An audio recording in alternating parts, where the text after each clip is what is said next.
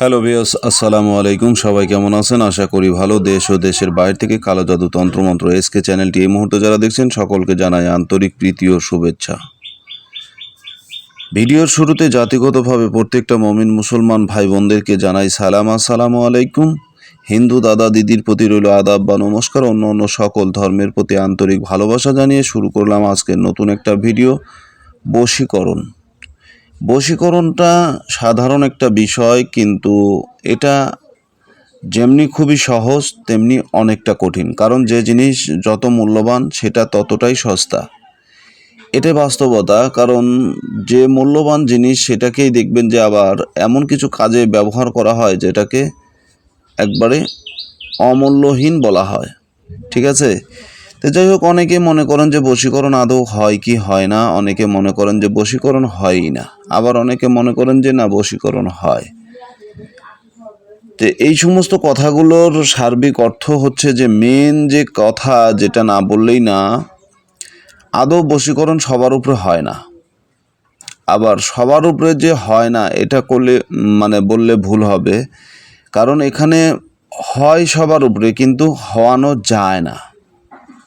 কথাটা কেমন জানি আপনাদের কাছে প্যাচ মনে হচ্ছে যে কথাটার ভিতরে কিছু রহস্য লুকিয়ে আছে, ঠিক কি না? হ্যাঁ, এটাই বাস্তব। পৃথিবীর সমস্ত মানুষকে আপনি ইচ্ছা করলে বশীকরণ করতে পারবেন না। আবার পৃথিবীর যে কোনো মানুষের উপরে আপনি তন্ত্রবিদ্যা প্রয়োগ করতে পারবেন না। আবার এমনও অবস্থান আছে যে পৃথিবীর যে কোনো মানুষকেই আপনি বশীকরণ করে নিতে পারবেন, নিজের আয়ত্তে নিতে পারবেন। তাহলে এর অর্থটা কি? একটা মুখে আমি দুইটা কথা বললাম, যে একটা করা যায়, একটা করা যায় না। আবার বলতেছি হবে, আবার বলতেছি হবে না। তাহলে ঝামেলা লাগার কথা, ঠিক কি না? সবচেয়ে গুরুত্বপূর্ণ বিষয় যে আমরা যে পুরুষ নারী পুরুষ জাতক জাতিকা রয়েছি, আমরা কিন্তু 12টা রাশিতে বিভক্ত। আমরা মানুষ 12টা রাশিতে বিভক্ত, এটা তো জানেন। এই যে 12টা রাশিতে যে আমরা বিভক্ত রয়েছি, এই 12টা রাশির ভিতরেও আবার 3টা স্তর আছে, 3টা ভাগ আছে। ঠিক আছে, একটা হচ্ছে ভালোবাসা মহাব্বতের রাশি, একটা হচ্ছে মকর রাশি, আরেকটা হচ্ছে কীট পতঙ্গ। ঠিক আছে, একটা হচ্ছে কীট পতঙ্গ, একটা হচ্ছে জড়বস্তু, আপনার এই যে যেমন হাঁস মুরগি গরু বাছুর মেষ, অর্থাৎ মেষের ভিতরে একটা পড়ে। তো এই যে রাশিগত যে কিছুগুলো দ্বন্দ্ব বা রাশিগত কিছুগুলো যে সমস্যা, এই সমস্যাগুলো আপনি কিভাবে সমাধান করবেন? এটা তো আপনার দ্বারা হচ্ছে না বা আপনি করতে পারবেন না। এই জন্য আমি বলতেছি যে সব মানুষকে আপনি বশীকরণ করতে পারবেন না। আর বিশেষ করে একজনের উপরে যদি না হয় আরেকজনের উপরে হবে। ঠিক আছে, এই ক্ষেত্রে আপনি যে পারবেন না বিধায় যে আর হবে না তা না। আপনি যদি নাও পারেন তারপরেও অন্য কিছুগুলো সাইড থাকে, যে সাইড থেকে আপনাকে এই কাজটা করে দেওয়া সম্ভব। তো যাই হোক, আদৌ যে ঘটনাটা ঘটে যায় যেটা হচ্ছে, আমরা তো জানি না। আমরা এই ধরনের ভিডিও আপনাদের কাছে দিয়ে থাকি, আপনারা না জানা না বোঝা অবস্থায় আপনারা সেটাকে প্রয়োগ করে ফেলেন।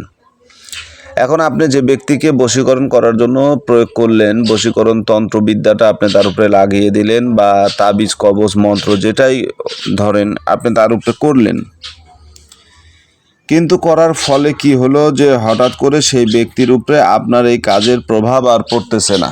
এক কথায় সেই কাজের প্রভাব থেকে সে বেঁচে যাচ্ছে। সে আপনার এই কাজগুলো তার কাছ থেকে তাকে আপনি করতে পারতেছেন না, যার ফলে সে ব্যক্তিটা আপনার মনে হচ্ছে যে একে আর বশীকরণ করা সম্ভব নয়, বা বশীকরণ আদৌ হবে না, ঠিক কিনা এরকম আপনি মনে করতেছেন। এখন এই মনে করার কারণে যে প্রকৃত যে বশীকরণটা, সেই বশীকরণ আপনার কাছ থেকে মনে করেন যে হাতছানি দিয়ে চলে যাচ্ছে। আদৌ আপনি জানেন না যে বশীকরণ আদৌ হয়, যে এইটা রাশির সমস্যার কারণে এই বশীকরণটা আপনি করতে পারতেছেন না। তো একজন সাধারণ মানুষ সে কিভাবে এত কিছু বুঝবে না, এটাই স্বাভাবিক। তো যাই হোক, এই বিষয় নিয়ে যদি আলোচনা করতে যাই তাহলে ভিডিওটা ঘন্টার পর ঘন্টা কথা বলতে হবে, তারপরে সমাধান করা সম্ভব হবে না। কারণ 1-2 ঘন্টা এই রাশির বিষয় নিয়ে কথা বললে সেটা সাধারণ মানুষকে বোঝানো খুব কঠিন হয়ে যাবে। ঠিক আছে, কারণ একজন ব্যক্তি তার জীবন দশায় সে ঢাকা শহরে যায় নাই, আর একজন ব্যক্তি তার বাংলাদেশের রাজধানী ঢাকা শহরে সে গিয়েছে। এমন কি সে মানে এই বাংলার রাজধানীর অলি গলি সে ঘুরেছে ফিরেছে, দেখেছে, বাস্তব জীবনে তার অভিজ্ঞতা রয়েছে। কিন্তু আপনি এই বিষয়গুলো নিয়ে একজনের কাছে গল্প করতেছেন যে ব্যক্তি সে সম্পর্কে জানেই না। তার কাছে অদ্ভুত মনে হবে, অবিশ্বাস্য মনে হবে, কাল্পনিক মনে হবে। তো যাই হোক, আমি এই জন্য কথাগুলো ওদিকে নিতে চাচ্ছি না। আপনাদেরকে যে জিনিসটা খুবই অল্প স্বল্প সময়ের ভিতর বোঝানোর চেষ্টা করতেছি সেটা হচ্ছে এই যে তাবিজটা বশীকরণ, এটা কিভাবে করবেন। এই তাবিজটা কিন্তু সম্পূর্ণ একটা মানে মগ শাস্ত্রী কিতাব থেকে আপনাদেরকে দিচ্ছি, মগা শাস্ত্রী কিতাব থেকে দিচ্ছি। তো এই মগা কিতাবের এই তাবিজটার যে কার্যকলাপ বা বৈশিষ্ট্য, এই তাবিজটা আপনাকে, এই যে ছোট্ট তাবিজটা, এটা আপনার লিখতে হবে, অঙ্কন করতে হবে অবশ্যই শনিবার দিন। এখানে নিয়ম বলা আছে, নিয়মগুলো লেখা আছে, তারপরে আমি নিয়মগুলো আপনাদেরকে সুস্পষ্ট বলে বুঝিয়ে দেওয়ার চেষ্টা করছি। এই নকশাটা আপনাদেরকে অঙ্কন করতে হবে শনিবার দিন। কি দিয়ে অঙ্কন করবেন? এই নকশাটা অঙ্কন করার জন্য কিন্তু আপনাকে অশ্বত্থ গাছের নারকি দরকার, অর্থাৎ ডাল, শাখা প্রশাখা দরকার, ডাল দরকার। সেটা নিয়ে পেন্সিলের মতো পেন্সিল কাটার দিয়ে সেটাকে আপনি কেটে একটা পেন্সিল বানিয়ে নেবেন এবং লাল চন্দন কালির দ্বারা এই নকশাটাকে আপনার অঙ্কন করতে হবে। দুইটা নকশা অঙ্কন করবেন অথবা 3টা নকশা অঙ্কন করবেন। 2টা নকশা অঙ্কন করলে একটা নকশা আপনি যে অশ্বত্থ গাছ থেকে এই তাবিজটি মানে ঢাল কেটেছেন, ঢালটা দিয়ে পেন্সিল বানিয়েছেন, ওই ঢালের কাটা গাছ থেকে আপনি এই নকশাটা ওই গাছে 2.5 ফিট উপরে, অর্থাৎ 2.5 হাত উপরে আপনি নকশাটা লোহা বা পেরেক মেরে ওখানে ঝুলিয়ে দিয়ে আসবেন। তবে গাছটা অবশ্যই জঙ্গলে হতে হবে, নির্জন জায়গায় হতে হবে, যেন কোনো মানুষ আপনি তাবিজ রেখে আসলেন সে টান দিয়ে ছিঁড়ে ফেলে দিল, এরকম হওয়া চলবে না।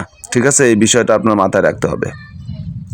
অথবা 3টা তাবিজ রাখবেন, 3টা তাবিজ লিখে একটা তাবিজ আপনি ওই গাছে রেখে আসবেন, গাছে 2.5 হাত উপরে গাছের ডালে আপনি বেঁধে দিবেন বা লোহা প্যারাক গেড়ে পুঁতে দিবেন। আর একটা তাবিজ আপনার সঙ্গে রাখবেন। একটা তাবিজ যদি পারেন ওই মেয়ের চলাচলের পথে আপনি পুঁতে দিতে পারেন। যদি সেটা সম্ভব না হয় তাহলে আপনি এটা কোনো আপনার কোনো কবরস্থানে অথবা শ্মশানে আপনি পুঁতে দিবেন, অথবা কোনো অন্ধকার গৃহে পাথর চাপা দিয়ে রেখে দিবেন। যদি এই অবস্থায় রাখেন তাহলেও আপনার কাজ হয়ে যাবে ইনশাআল্লাহ। আশা করি বুঝতে পেরেছেন। তারপরেও যদি বোঝার কোনো ভুল বা কোনো ত্রুটি থাকে ভিডিওটা বারবার দেখবেন অথবা আমাকে SMS করবেন, আমাকে নক করবেন, আমি আপনাদেরকে বোঝানোর চেষ্টা করব। সকলে ভালো থাকুন, সুস্থ থাকুন, সকলের সুস্বাস্থ্য দীর্ঘায়ু কামনা করে কালো জাদু তন্ত্রমন্ত্র SK চ্যানেল থেকে আজকের মতো বিদায় নিচ্ছি। চ্যানেলটি যদি ভালো লাগে তাহলে সাবস্ক্রাইব করবেন, যদি ভালো না লাগে দেখতে থাকুন, দেখতে দেখতে ভালো লাগা ভালোবাসা হয়ে যাবে ইনশাআল্লাহ। আজকের মতো এখানেই আমি বিদায় নিচ্ছি। একটি কথা না বললেই নয়, যদি আপনার বিষয়টা বুঝতে যদি সমস্যা হয় বা বোঝায় সমস্যা হয় তাহলে ভিডিওটা বারবার দেখুন। নতুন মানুষের সমস্যা হওয়াটাই স্বাভাবিক, অন্য কিছু বিষয় না। তবে যে বিষয়টা নিয়ে কথা বলবেন সেটা আমার সঙ্গে অবশ্যই পরামর্শ করবেন। আল্লাহ হাফেজ।